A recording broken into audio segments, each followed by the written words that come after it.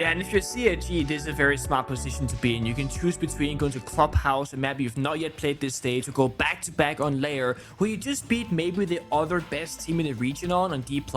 You can save strats, you can save your map pool, and keep even better odds for matches later in the stage, and they're doing it against a much weaker opponent of RRX on paper, so this is a map veto masterclass from CAG.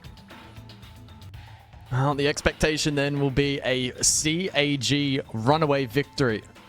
But do we get an upset tonight? Well, let's find out. Again, CAG starting out on attack, so we'll see how they look to establish some presence inside of the map and in the match as a whole early here, and try to apply, presumably, a lot of pressure here onto RRX in the early portion of the match. Expecting high tempo, high aggression, and not allowing RRX to easily contest any of the map. I guess somewhat expectedly, the Dokkaebi will be banned out. I wouldn't be too shocked if they maybe even double down here with another info gatherer. Yeah. Because if they have that in play, like, good luck, because CAG will likely outgun them on those entry drills. There's the Demos, so they do double down, and then, understandably, on the side of defense, CAG will strip away the Bandit and the Kaid. That's a good call from you. CAG yesterday, they were so formidable at just getting in the building and taking the fights. When you have operators like your Dokkaebi, your Deimos, Solid Snake, Lion, Blackbeard, I think that's the big five really at enabling CAG's playstyle to its fullest potential. But we also know CAG, as I keep saying, right, they got this more like solid, fundamental, strategical style these days with DD as a player. They can also do Capital, Grim, Raora, Sense, Monty. And the beautiful thing about CAG nowadays is that when they want to have a crazy shield round, they put Anitin on that shield. And as I say that, he's hovering the BB. That's because he's going to go for kills. But we can also see sometimes that DD will actually wear Monty, for example, and just be a planter. He will be a super passive shield player, never ADSing, never going for a fight. So they now have two separate players that can play the same operator, but in two very different stylistic ways. And it gives CAG a whole nother strat pool they can utilize from what they could just, 6 to 12 months ago. Big changes though from CAG. They're going to Thatcher, the Blitz, the Solid Snake. This is definitely going to be a full clear, map control, verticality, pop the hatches, and then go for an attack later on. They want to try and have all 5 attacks alive for the execute. That's going to be CAG's plan. The other massive talking point heading into the night, and we analyzed it in the pre-show, is Sparky, the coach. The Italian on the side of CAG, and what kind of influence that he will have on this roster for the foreseeable future. And I'd be rather intrigued to know sort of what the messaging and the approach will be for a match like this, where it's pretty obvious to anybody that's looking at it on paper that it's very, very one-sided. How he looks to ensure that the team is focused, and what kind of game plan they have heading back to Lair, knowing that there is that VOD out from yesterday as well, and whether or not that changes much, I wouldn't anticipate it to. I think they'll go into this match sort of backing themselves and their systems to get the job done. Yeah, you'd think so. For now, it's a bit of a slow start, but for good reason. RRX are playing mostly in the basement. In fact, right now, everybody's in the basement. So full map control surrender to CAG. They're going to start the second step of this round. It's going to be the setup. The setup is all about getting, break apart the soft floor, get the verticality, get all the correct angles, break open the reinforced hatches. Once you got the full setup and you got all the tools in the right locations, then it's going to be about approaching step 3. That's going to be the execute. Where will CAG be attacking from? Are they going to go for plant? Are they going to go for kills? And how are they going to get all the way in there? Blitz stuck in a tough position here. Anitin forced to push closer and closer to the mirror window. Fire goes out. Ooh. Toxic Babes as well on the mirror. And he stays alive, barely taking any damage. Very well done, if Manny. Yeah, the initial util layer in there from RRX wasn't all that bad. Maybe a little more follow-up, and the Tachanka could have squeezed Anitin into a poor position. The credit to the shield player, does a good job to sustain that. And they took a little bit of damage, as he mentioned, and now CAG not too far away. You would assume from trying to get this plant down. And it's deep, but gets traded out. That's the diffuser down. So instead of opting for the plant, he goes for kills. 40 seconds now remain. CAG still have the advantage. And Yu as well, taken very low on HP. Akuzu's in a good position for the swing, but from up above, contested on Vert. The push has been stalled out, but Sharif will brute force his way through. Akuzu tries his hand at brute forcing it, but it doesn't work out for him. And now Duo. 4 to find, unsuccessful. Interesting round, Nick. A little bit messy there from CAG, but good enough to get it done in the end. So at first glance, I thought Annie was kind of trolling, right? He sprinting into Toxic Babe, going for a flash, just trying to sacrifice himself to take down the Tashanga or the Smoke. I'm not sure who he thought he was shooting, but it was Tashanga. His teammate then gets the kill right before Annie does. He gets traded, the Blitz is dead. But I also think it's actually very smart in hindsight, because they were going to go for a default plan attempt, where aura off the doors, maybe use some smokes of their own, and then plant somewhere at an off angle. But with both Smoke and Tashanga available against them, they thought that's probably not going to work. We have to get a kill. And ideally, it's going to be the Tashanga, because Smoke only had one Toxic Babe lift. That's not going to stall for too much time. So they changed the plan. They sacrificed Edison as a pawn, but it works out so well because everyone's around the play, doing it together and covering each other on the angles. It's a beautiful execute. Time was taking a little bit low, but I don't think CG were too concerned about it. They knew that the second they go for the execute, it's going to be over in the next 20 or so seconds. 10 seconds left. Probably the thing, right? Even if the plan and the execution isn't perfect from CAG, as long as they're aligned, then they're in sync. They have so much individual talent that they can sort of make up for that. Yeah. Sharif got a nice multi in that last round. The rest of the team was supportive in that effort as well. And so good recovery effort there from CAG. They didn't stall out or get stunned when Anderton fell. They were able to make that initial push really count. As we head back, well not back I suppose, as we head to the top floor for the first time, early fight for Bakuzu. As he tries his best to contest, but flushed out pretty early. Okay, with the Bandit and Kaid ban, CAG's attack and lineup is very flexible. Don't gotta worry about going downstairs with a Bog or bringing in a Thatcher or EMPs necessarily. They can do a lot of flexibility. Now with that being said, they do have EMPs on the Grim because they may as well. They have a ton of different util in pocket, and in case that, you know, a class gets brought out, it's nice to have it. It can also counter the Denari laser tripwires. But it just means that CAG have so many tools for a very simple job. Just getting in the building and getting to the bomb side. All the hot destruction is going to strike through. There's nothing to stop them. There is a mirror window technically in pocket of Juju still right now in the mirror. But you can't really mirror trick the summer charge of Ace, more like a Thermite thing. But it can be put down in the middle of the round to kind of change up the counterplay. They can position it, then impact trick through it, or just C4 through it, or just make the breaching a lot more difficult. But now Jin starts off the action, takes down Chibisu, but a nade actually trades him back after the fact. That's interesting.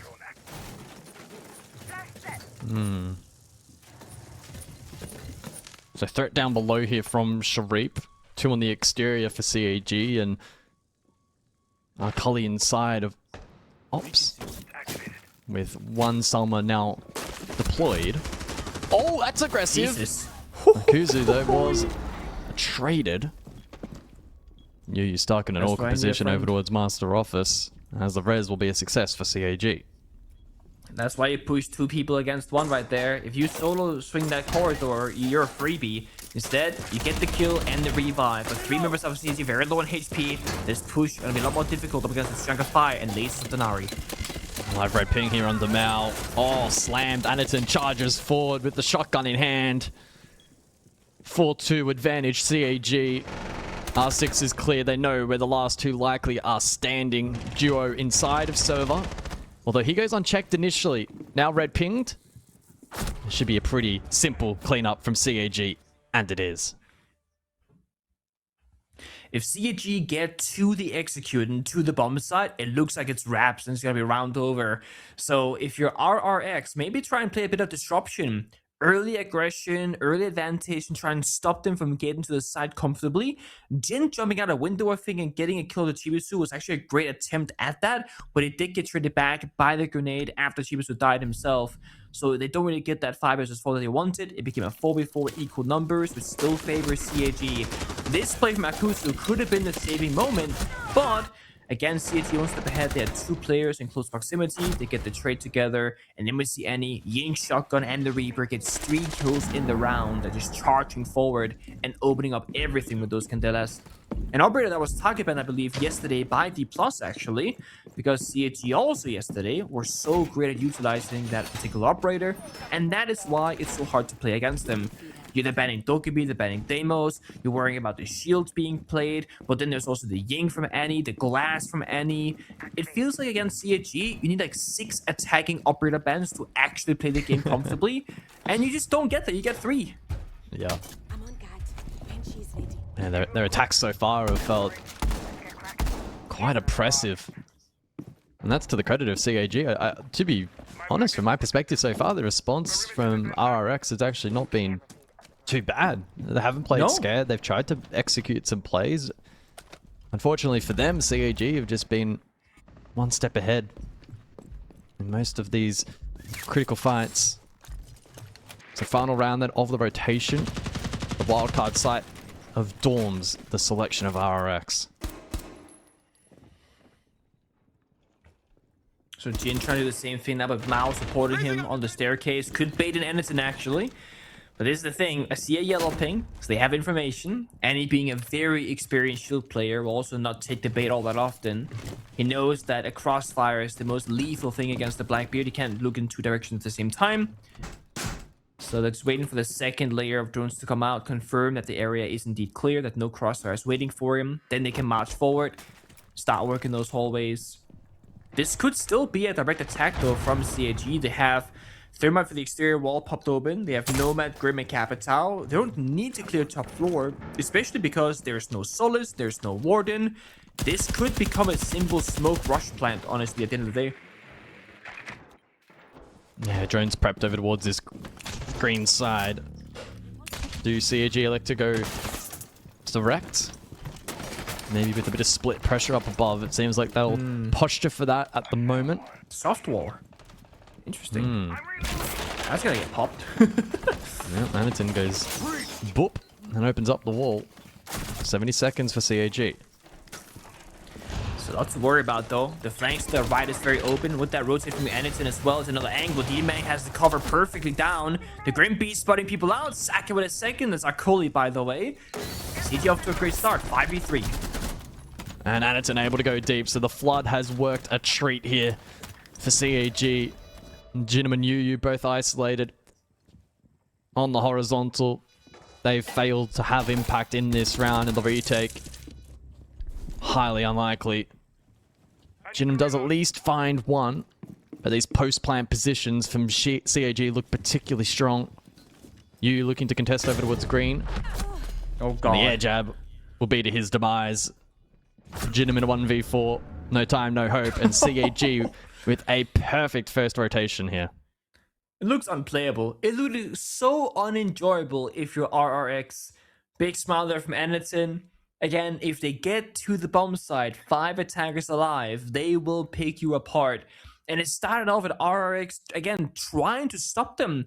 They lost 2 players early from swinging. They chose the gunfight. They wanted to try and stop Annie and stop CAG. But DD's cover, Tibisu's cover, was too good.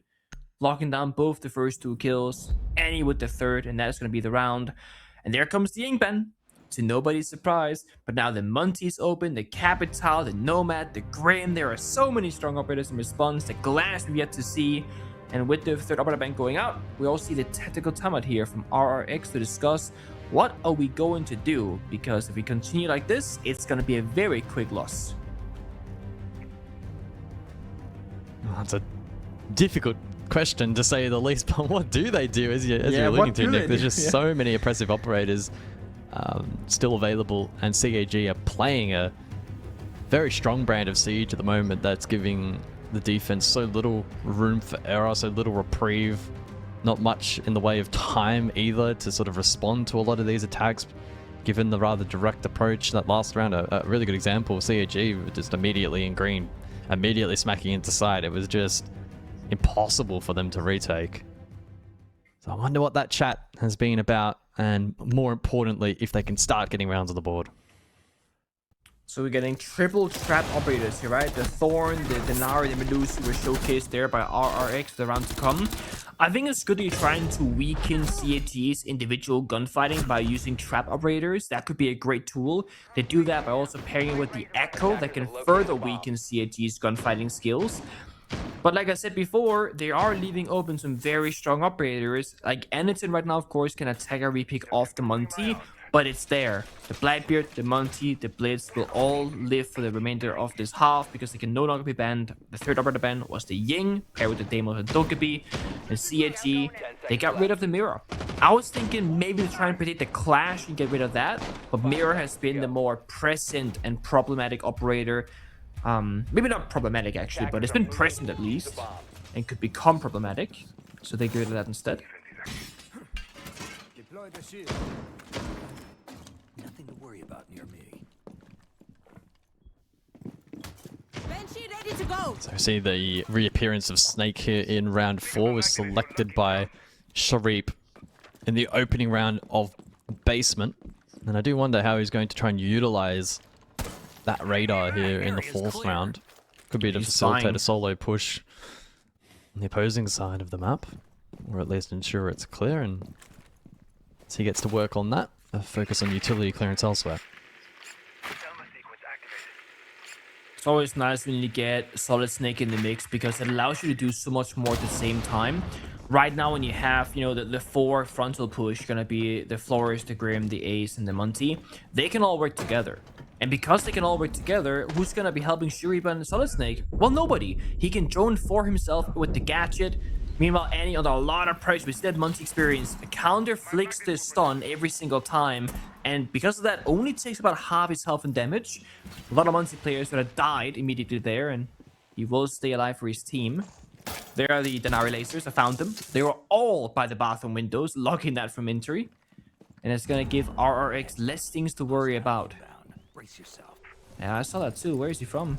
I think he's down the stairs actually on the scanner, because when you're on a staircase, at some point you go from 1st floor to 2nd floor. It's a bit trippy sometimes with which floor you're actually being hunted from. That's a Monty. Yeah, Kuzu says, I don't want any piece of that, and I'll fall back. As Jinnum finds the first kill of the round, it's the primary hard breach of the Ace. Will that prove costly for CAG, who have now aggressed over towards main stairs? DD Man under pressure. Akuzu goes for the flank, finds the timing on the first and the second. Monty hits the deck.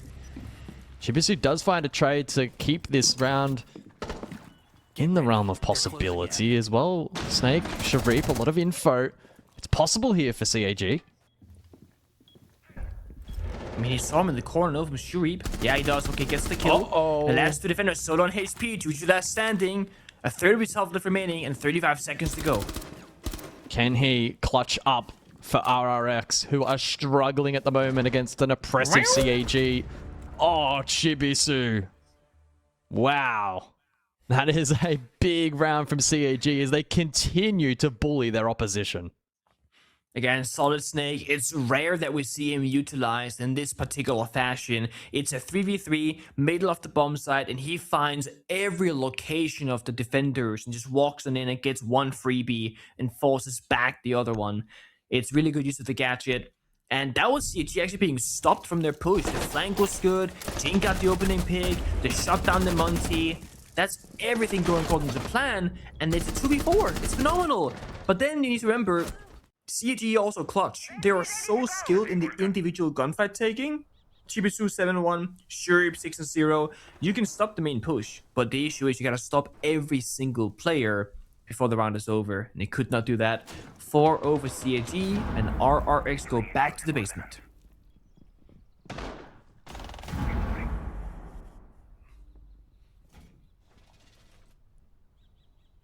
I still feel like RRX have been a little bit hard done by over the course of this map so far. They're really not playing that badly, but CAG are just completely switched on at the moment, and any point of weakness has been exploited beautifully well. And the oppression of the Snake continues on here. As you said, so much information gathered late at the critical juncture of the round. As we move forward into round number 5. We'll see how CAG look to map clear again. Of course, Snake in pocket, they have ramp, avert. Habana can work on the hatches as well.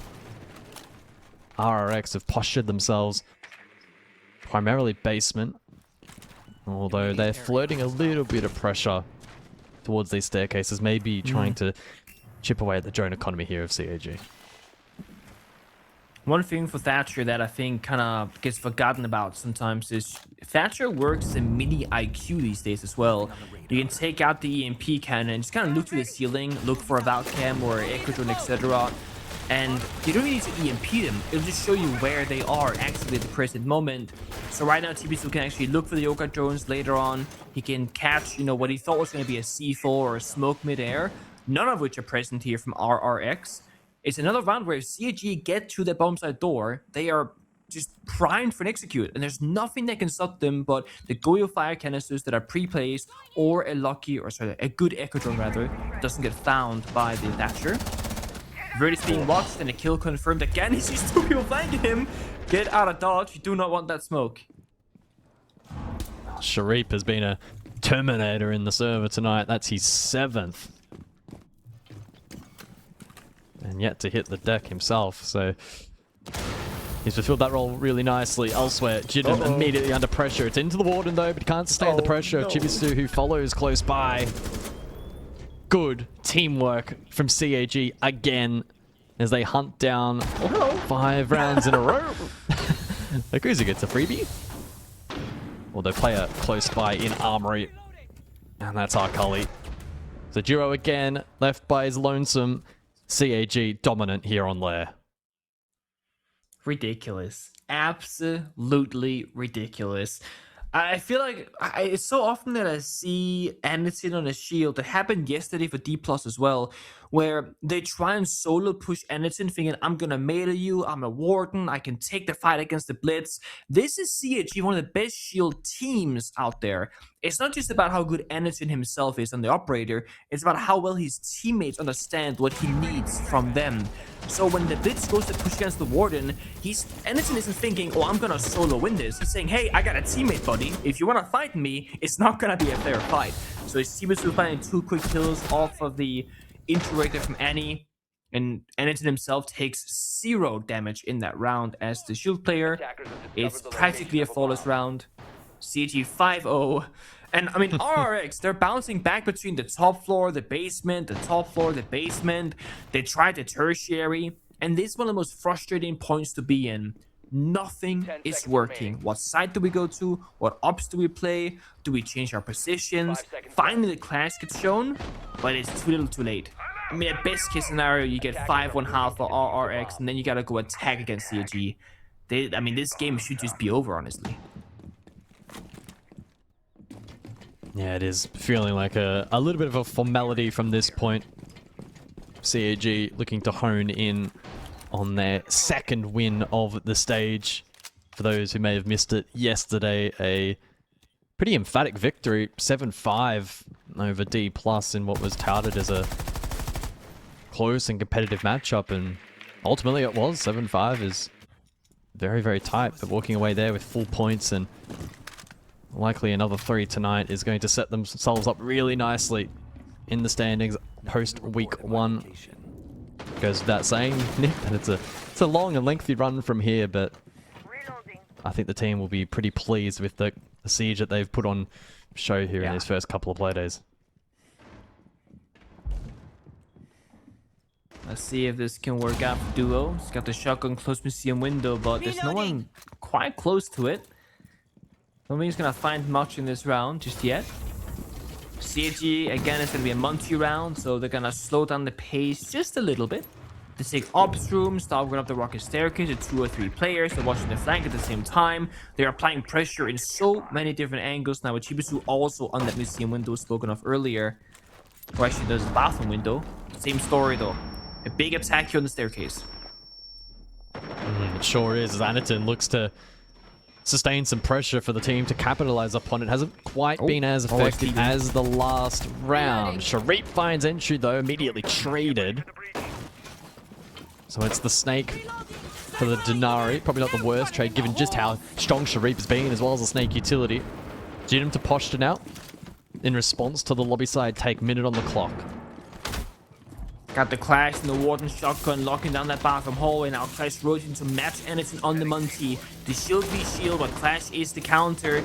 You see that sapping right there. So frustrating to play against. And the thing is with CAG, they have no more hard destruction.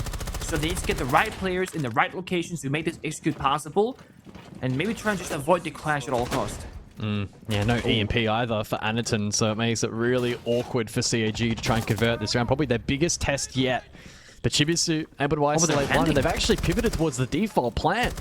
Kali to try and hold the cross.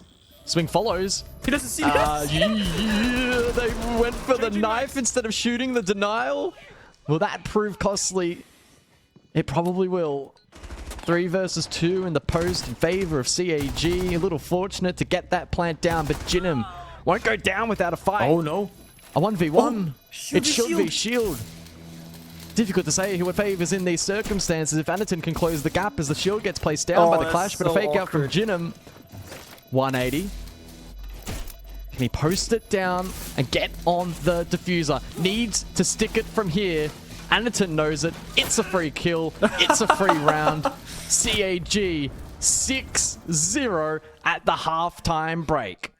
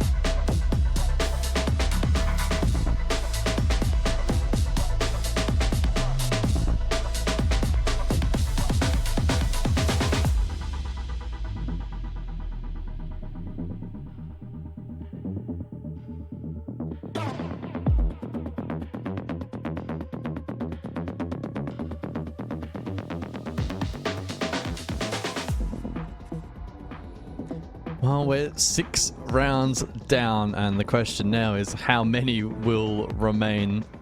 CAG will be hunting for the flawless match, and now just 1 away from accomplishing that feat as they transition across to defense. But Nick, how would you summarize that first round? Because the word that comes to mind for me would just be relentless from CAG. Yeah.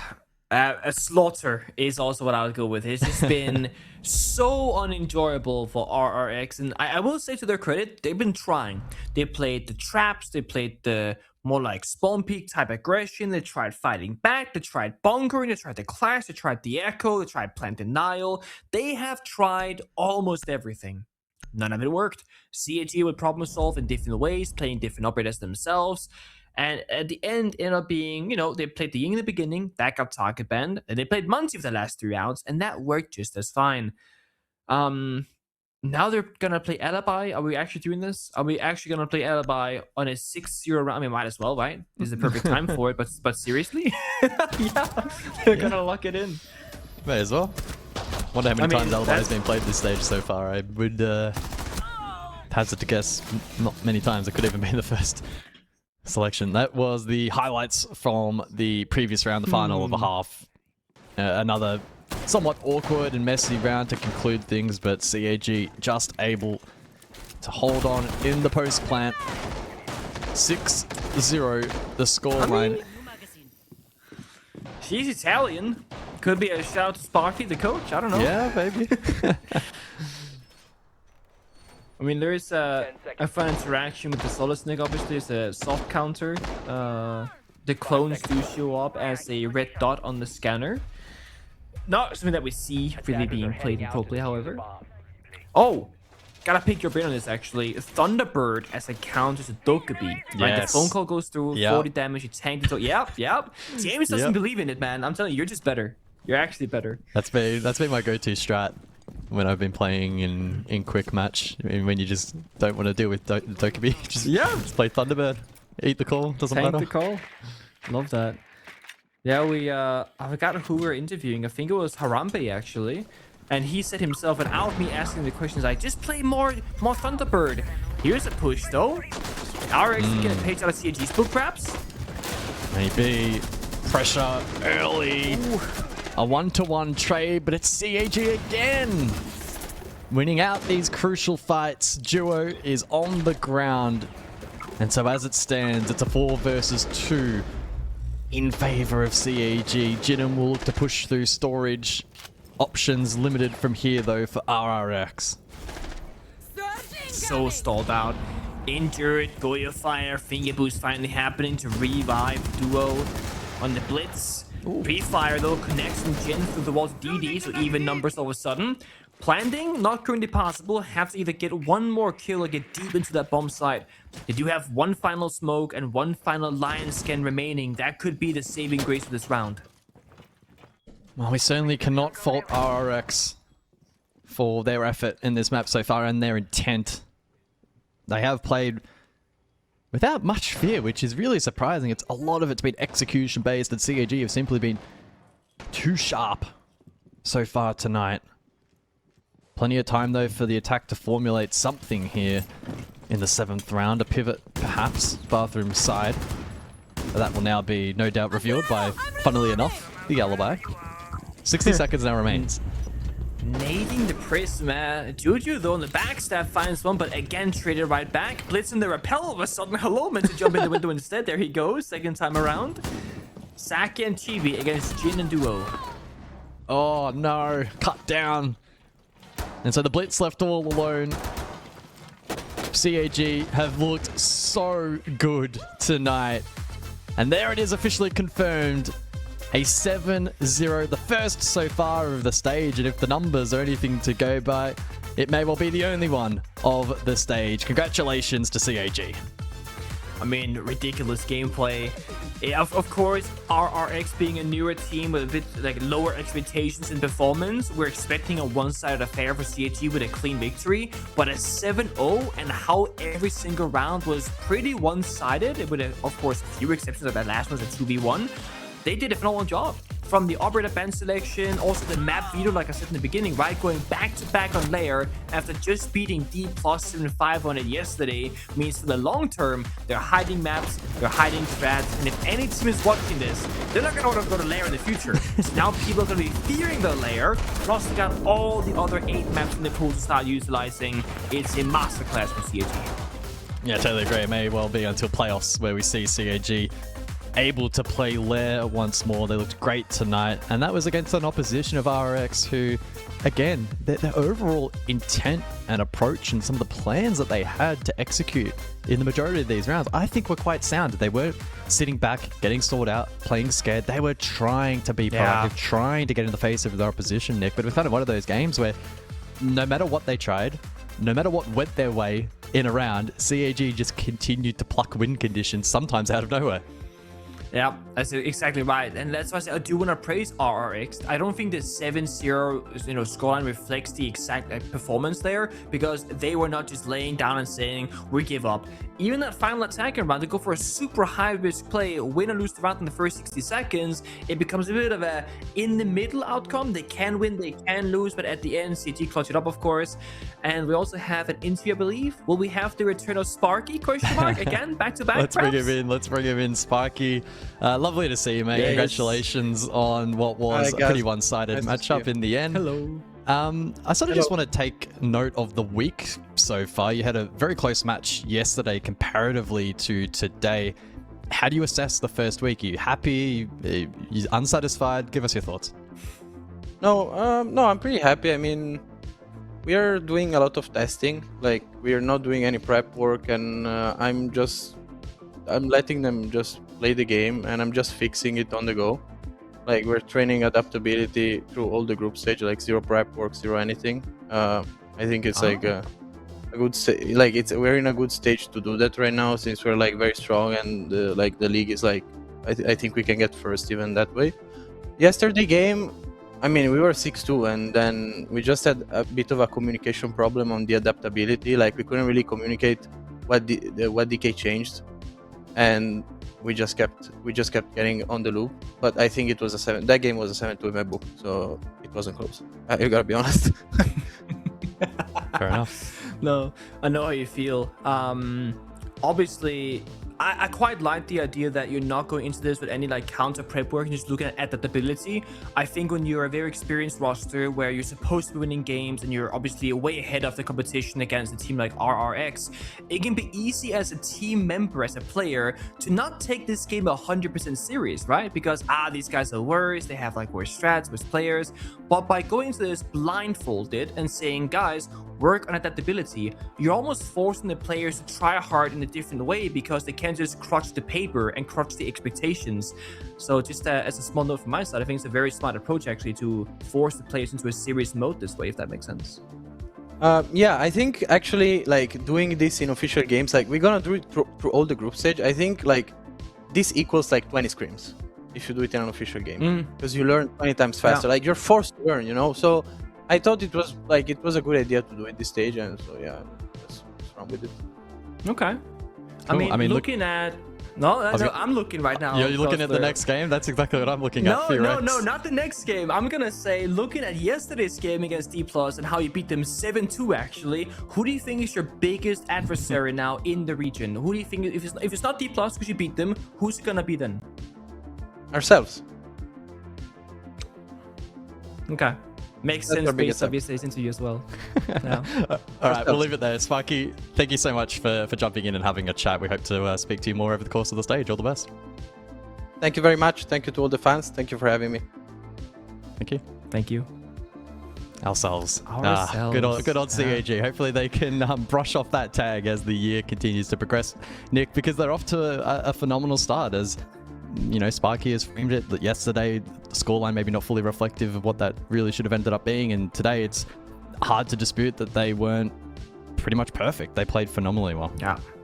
I really just want to double down and say I think it's very smart to utilize the group stage for adaptation, and saying that one game here with this kind of no prep adaptation style is the same as 20 scrims. When you're in the active season or the active stage of a Pro League season, you only have so many days of the week where you can practice, because you have 2 play days, probably an off day. Then you have, of course, practices, meetings, and maybe players have plans of their own where they gotta cancel a scrim here and there. Utilizing a real life game day also as a practice is just doubling down for the future to come. So if CG can keep up this kind of pressure and confidence, I'm gonna be very excited for their, regional finals come a month and a half from now. Well, talk about excitement. We should hopefully have a close game up next. Kinotrope, FearX, fingers crossed, it's a banger.